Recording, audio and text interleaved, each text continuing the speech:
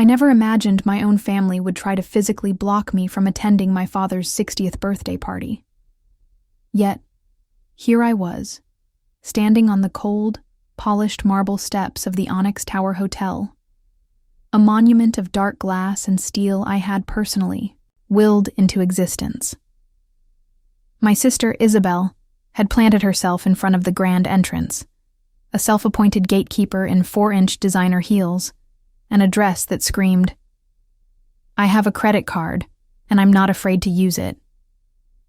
The stately hotel towered behind her, its luxury so understated it was almost silent. It was impeccable, a quiet symphony of quality and design, exactly as I'd intended when I poured my soul and a 9-figure sum into building it. "You can't be serious, Isabelle," I said, my voice low and steady. I instinctively adjusted the sleeve of my black silk dress. It was a simple, seamless garment, but it had a weight and drape that spoke of true craftsmanship, a quiet elegance that cost more than her car. Not that she would ever recognize real quality. "Oh, I'm perfectly serious," she replied, her lips curling into that familiar, self-satisfied smirk that she'd perfected in high school. It was a look that said, "I'm better than you, and we both know it." "Look, Ava, this isn't lunch at some suburban cafe. This is the Onyx Tower. It's exclusive." She stretched the word out, savoring it like a fine wine. "The tasting menu alone costs more than you probably make in a quarter. Mom and Dad were very clear. They only want people here tonight who represent the family well." The irony was so thick I could have choked on it. It almost made me laugh out loud. Just yesterday, in my actual office on the 75th floor of a building downtown, I had signed off on a $160 million expansion plan for the Ethelred Holdings Hotel Collection, which owned and operated every Onyx Tower on the continent. And tonight, according to my own sister, I wasn't even good enough to step inside one of my flagship properties. 10 years ago, I had made a choice.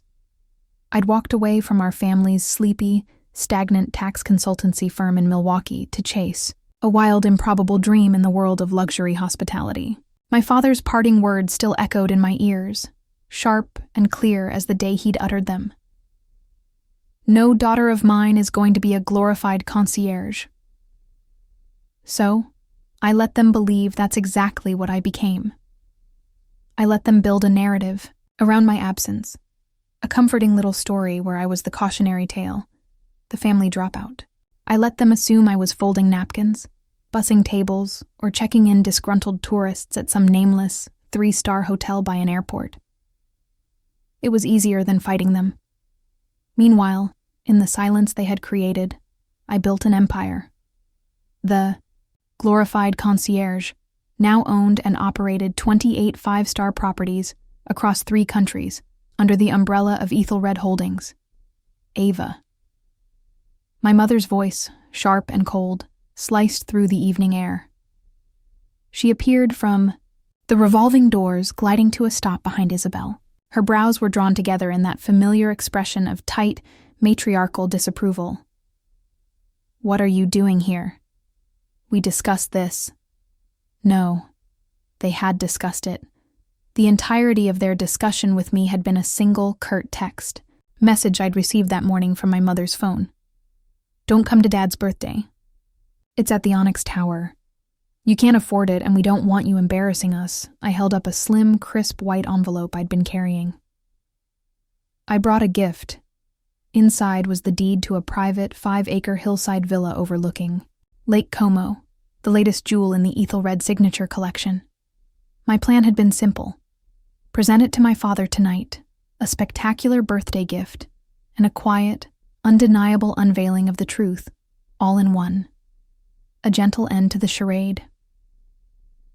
Isabelle tilted her head, her eyes glinting with malice. "Let me guess. An Amazon gift card?" I offered a faint, enigmatic smile. "Something like that." For a fleeting moment, I considered turning around, just walking away into the cool night, leaving them to their champagne and their carefully curated illusions. Let them think I was still the family failure. the girl with overpriced dreams and no direction. It would be easier, simpler. But then I looked past them, at the soaring glass doors, and I remembered that everything behind them, the art, the marble, the very air of refined luxury, existed because I had dared to leave, because I had refused their small gray world. And tonight, so would the truth. "Oh, what is it?" Isabelle scoffed, her gaze fixated on the envelope in my hand as if it contained something offensive. "A gift card to the Olive Garden? That's more your speed, isn't it?" She let out a sharp, performative laugh, glancing at our mother for approval. "Or maybe you scraped together enough of your tips to get him something from the clearance rack at the mall?"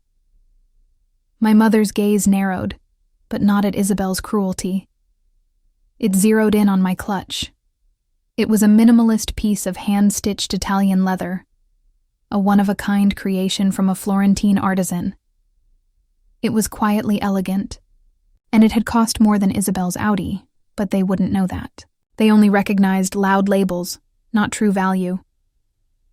"Whatever it is," my mother said with a dismissive tilt of her chin, "I'm sure your sister's gift is far more appropriate. She just made junior partner at her firm, you know." I knew. I also knew that her prestigious law firm was currently in frantic negotiations with my commercial real estate division to lease 2 floors in one of my downtown office buildings. They were desperately trying to lock in a discount rate before the end of the quarter, a clear sign of financial strain. "Isabelle is doing so well," Mom continued, her voice softening with a thick layer of pride. "A new home in Oak Bluffs, a luxury SUV, and that wonderful fiancé of hers, Richard. So driven, so polished." She then gave me a slow, deliberate once-over, her eyes pausing on my simple, unadorned dress. "And you... well, at least you're trying." I thought about the penthouse I owned in London with floor-to-ceiling views of the Thames. I thought about the curated garage of collector cars sitting in my Swiss chalet, and the private jet I had boarded at sunrise that morning, to fly here from a business meeting in New York. "Yes," I said, my voice smooth as silk. "At least I'm trying." Isabelle smirked, emboldened by my apparent meekness. Speaking of effort, that dress. Her eyes sparkled with pure, unadulterated contempt. "Honestly, Ava, this is the Onyx Tower, not a truck stop diner." I glanced down at the column of jet black silk that draped perfectly over my frame. It had been custom designed for me in Paris by a couturier who had, ironically, quietly blacklisted Isabelle from their showrooms after her last tantrum over a perceived slight. But I didn't mention that. "It's what I could manage," I said evenly. "Well, you can't come in," she said flatly, crossing her arms. It was a gesture meant to be imposing, final. "We've reserved the entire VIP floor. It's for family and distinguished guests only." The VIP floor. My floor. The floor I had personally renovated last fall, spending weeks on site to oversee every detail. I had curated the art from my personal collection, commissioned the Murano glass chandeliers from Venice, and handpicked the imported marble tiles from a quarry in southern Italy that I now half owned. The distinguished guests being, I asked, deciding to play along for a moment longer. "Oh, you wouldn't know them," my mother said, flapping a hand dismissively as if shooing away a fly. "The Vanderbilts. He's a senior partner at that top law firm. The Ashworths. Old. Family money, you know. And Mr. Sterling from the bank. All very important people." I had to bite the inside of my cheek to keep from smiling. Mr. Vanderbilt's firm leased 3 properties from my commercial portfolio. The Ashworths had been practically begging my personal assistant for an invitation to my private Caribbean retreat for months. And Mr. Sterling? His bank had just submitted a massive, and frankly rather desperate loan request to my primary holding company. "Right," I nodded, feigning impressed sincerity. "Very important." "Exactly," Isabelle said, pleased with herself. "So you see why you can't be here. What would people think if they found out Dad's failure of a daughter was working the event?" "Isabelle," my mother said in a scolding tone, though her eyes glimmered with quiet agreement. Be nice. Ava made her choices. If she had stayed in the family firm like you, maybe tonight would have been different. I smiled slightly.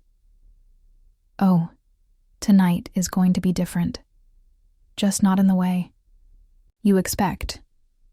The family firm, once the pride of the Caldwell name, now occupied a modest second-floor office in one of my own mixed-use buildings. They were always late on the rent, always sending polite, wheedling emails requesting just a little more time. I never denied them, but I never gave them a discount either. Just then, Richard, Isabelle's fiancé, appeared at the entrance, adjusting, his tie with that nervous, twitchy energy he always tried to pass off as confidence. What's taking so long?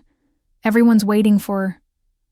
He stopped mid-sentence when he saw me, his blandly handsome face tightening like a pulled string. Ava, didn't expect to see you here. Clearly not, I said, my voice cool. Richard just made vice president at his bank, my mother said quickly, grasping for control of the conversation. She rested a proprietary hand on his shoulder, as if presenting a prize pig at a county fair. Junior vice president, I corrected gently, my tone still pleasant. I knew his exact title, his salary, and his bonus structure, because the bank he worked for handled some of Ethelred's smaller vendor accounts. Or at least they did for now. Richard's jaw shifted. Isabelle shot me a look of pure, venomous irritation. Well, it's still more impressive than whatever it is you're doing, she snapped, her voice rising. What is it now? Assistant manager at some coffee chain? I thought back to the board meeting I had left earlier that morning, where we reviewed the final documentation for the acquisition of Richard's mid-sized regional bank. The ink was practically dry. The press release was scheduled to go out next week, something like that, I said lightly. This is ridiculous, my mother interjected, her patience finally snapping. Ava, just go. You're making a scene.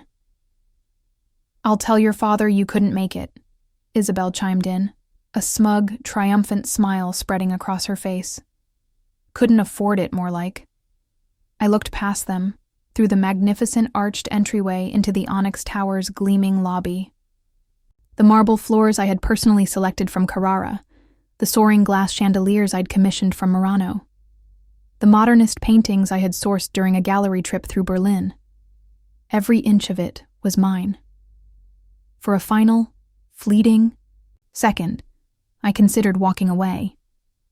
Let them have their curated fantasy. Let them believe the version of me they had always preferred, struggling, invisible, forgettable. But then I remembered something my first mentor, a formidable woman who had built her own empire from scratch, once told me. Success means little if you can't look the people who doubted you in the eye and own it. I stood up straighter, my posture shifting from defensive to commanding. The heels of my shoes clicked with sharp authority against the granite as I took a deliberate step forward. I think I'll stay, I said quietly. Before my mother could launch into another tirade, the massive glass doors swung open with a smooth, silent hiss. Marcus, my chief of staff, stepped outside. He was tall and impeccably composed in his tailored suit, a man who radiated an aura of effortless authority. He'd been with me since I bought my first fixer-upper hotel 7 years ago. Is everything all right, Ms. Caldwell? His voice was calm, but it carried, cutting through the tense atmosphere. He didn't even glance at my family. His focus was entirely on me. Your usual table is ready, and Chef Renee wanted to delay the tasting menu until she had your personal approval. The silence that followed was so complete it was almost deafening. It was as if all the ambient noise of the city had been sucked into a vacuum. Isabelle's carefully applied blush now looked garish and clownish against her suddenly pale complexion. Her mouth hung open slightly in shock. My mother gripped the brass door handle, her knuckles turning bone white. Marcus, I said, a warm, genuine smile finally reaching my eyes. Perfect timing. I turned back to the stunned, frozen cluster of my relatives. They were just explaining to me how I couldn't possibly afford to dine here. Marcus blinked once, a flicker of confusion in his otherwise stoic expression. "Ma'am?" he asked, looking from me to them. "With all due respect, you own the Onyx Tower and the entire Ethelred Hospitality Group." "Yes," I said, turning my gaze back to my family, letting the truth land with the force of a physical blow. "I do." I stepped back and gestured gracefully toward the grand entryway. "Shall we go inside? I believe you reserved the VIP floor." I looked directly at Isabelle. "My VIP floor, to be precise." Richard, her fiancé, found his voice first, though it was thin and faltering. This has to be some kind of joke. You're a restaurant manager or something." He scoffed, a pathetic attempt to regain his footing. "Actually," Marcus interjected, his tone still calm but now edged with steel, "Ms. Caldwell is the founder, CEO, and sole owner of Ethelred Holdings. She personally oversees all 17 Onyx Tower hotels across 3 countries, along with our luxury resorts division and our collection of Michelin-starred fine dining brands." Isabelle's designer clutch slipped from her nerveless fingers, landing with a loud, sharp clack against the marble floor. Her mouth moved, but no sound came out. "But that's impossible," she finally stammered, shaking her head in denial. "The Ethelred brand. It's worth billions." "Which," I finished smoothly, stepping past her and into the heart of my hotel, "makes your earlier comment about me not being able to afford the tasting menu rather amusing." The lobby staff, who had been watching from a discreet distance, straightened at the sight of me. They offered polite nods and warm, respectful greetings. "Good evening, Miss Caldwell," said Lena, the front desk manager, her smile genuine. "The executive suite is ready for the celebration whenever you are." "Thank you, Lena," I replied. I turned back toward my family, who still hovered in the entryway, as if passing the threshold would shatter their entire version of reality. "Coming?" They followed me in a stunned, shuffling silence, their eyes sweeping across the marble floors, the bespoke lighting, the museum-quality art installations sourced from my private collection in Geneva. It was as if they were seeing everything for the first time, not as a backdrop for their social climbing, but as a testament to my success. "But your dress," my mother finally managed to say, her voice unsure, grasping for something, anything, that still made sense in her world. "It's so simple. Custom," I replied casually, leading them toward the private elevator that accessed the penthouse floors. "Paris. Around 30,000, if I recall correctly. I stopped checking the price tags years ago." I slid a sleek black keycard from my clutch to call the elevator. "Unlike Isabelle's dress," I added, glancing at my sister, who looked like she might be physically ill. "Which I believe is a knockoff. The real Valentino hasn't released that particular line to the public yet." "I know, because I was at the private preview in Milan last month." The elevator doors opened into the VIP lounge, where the birthday celebration was already underway. The low hum of conversation and clinking glasses hushed as we stepped in. "Ava," my father said, rising from his seat at the head of the long table. His brow was furrowed in confusion. "What are you doing here? Your mother and Isabelle said that I couldn't afford it?" I offered, finishing his sentence as I walked toward him. I reached into my clutch and handed him the white envelope containing the deed. "Happy birthday, Dad. I hope you don't mind me crashing the party. In my own hotel." "Your hotel?" A familiar voice interrupted before my father could process my words. Mr. Sterling, the banker my mother had been so proud to know, stepped forward, his eyes wide with a mixture of shock and dawning horror. "Ms. Caldwell, I had no idea you were connected to the Caldwells of Milwaukee." He looked between me and my stunned father, with a sudden, frantic realization. "We've been trying to schedule a meeting with you for months regarding that financing proposal for the bank." "Ava owns the Onyx Tower?" another guest asked. It was Thomas Vanderbilt, the attorney whose firm was leasing 3 floors in one of my downtown properties. He looked at my father. "My God, Robert. Your daughter. She's the mystery CEO of Ethelred Holdings? The one who's been quietly acquiring the best real estate in the city for the past 5 years?" My father sat back down heavily in his chair. All the color drained from his face. He stared at me as if seeing a ghost. "All this time," he whispered, his voice raspy. "All this time we thought you were just a glorified waitress." Smiled faintly, a sad, tired smile. "You said no daughter of yours would be a glorified concierge," I reminded him softly. "I just kept my head down and built everything you said I couldn't." "But why?" my mother demanded, her voice shrill as she gripped her string of pearls like a lifeline. "Why wouldn't you tell us? Would you have believed me?" I asked, my voice quiet but unflinching. "You didn't believe in me 10 years ago, when all I asked for was a little support and encouragement. Why would I share my success with people who only measure a person's worth by their last name and the balance in their bank account?" I paused, my gaze sweeping the stunned room. "Though, I suppose by that metric, I'm now worth more than everyone in this room combined." Isabelle sank into the nearest empty chair, her face a mask of drained, sallow horror. "The villa," she whispered, her eyes unfocused. "The villa in the south of France, the one I tried to book last summer for Richard and me. The one my travel agent said was impossible to get into. Mine," I said calmly. "Just like the office building your firm is struggling to afford a lease in, Charles. And the private resort membership you've been on the wait list for 2 years, Mother." "Ava," my father started, his voice uneven, thick with a complex cocktail of emotions.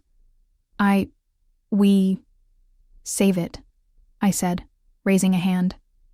"I didn't do this to humiliate you, though I've been humiliated by this family more times than I can count. I did this because I am done shrinking myself to protect your fragile egos." I turned and addressed the room at large, my voice clear and confident. "Please, enjoy the party. The food, the champagne. Everything tonight is on the house. My house." I began walking toward the elevator, then stopped and looked back at my father. "Oh, and the envelope? The gift Isabelle refused to let me hand you? It's the deed to a villa in Tuscany, one of my most exclusive estates. Consider it a birthday gift. From your failure of a daughter." The next hour felt like stepping through a looking glass into an alternate timeline. Suddenly, the same people who'd barely offered me a polite nod at past family gatherings were hanging on my every word. The Ashworths practically begged for a second chance at that resort membership. Mr. Sterling cornered me by the bar, sweating profusely as he tried to revisit his bank's loan application. Meanwhile, my family sat like spectators at a sporting event where the home team was being ruthlessly dismantled. Isabelle's fiancé, Richard, disappeared about 15 minutes in, shortly after overhearing that his future firm's solvency depended on the woman he'd just implicitly called a coffee shop attendant. He muttered something about needing to take an urgent call and never returned. Isabelle just sat there, staring at her phone, likely watching her entire social future crumble in real time. My mother drifted from group to group, oscillating between silent, tragic tears and launching into theatrical, revisionist stories about how she had always seen my hidden potential. It would have been comical if it weren't so painfully transparent. As the party quieted, I stepped out onto the private terrace for a breath of cool night air. My father was already there, staring out at the glittering city skyline. He didn't turn when I approached. "These buildings," he said, his voice heavy, gesturing vaguely at the sea of lights. "How many of them do you own?" "Enough," I said, joining him at the railing, "including the one the family firm operates out of." He nodded slowly, his eyes fixed on the horizon. "I was wrong about you, Ava. So terribly wrong." "Yes," I replied simply. You were.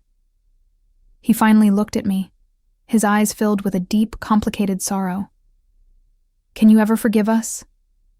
I thought about it for a long moment. About the years of dismissals, the quiet condescension, the snide laughter behind closed doors. Forgiveness isn't really the issue, I said finally. Respect is. You never respected my choices or my dreams. You only respect what's tangible, what's proven, what you can brag about to your friends. I allowed myself a small, wry smile. Well, now you can tell them your daughter owns the Onyx Tower. That should give you something to say at your next dinner party.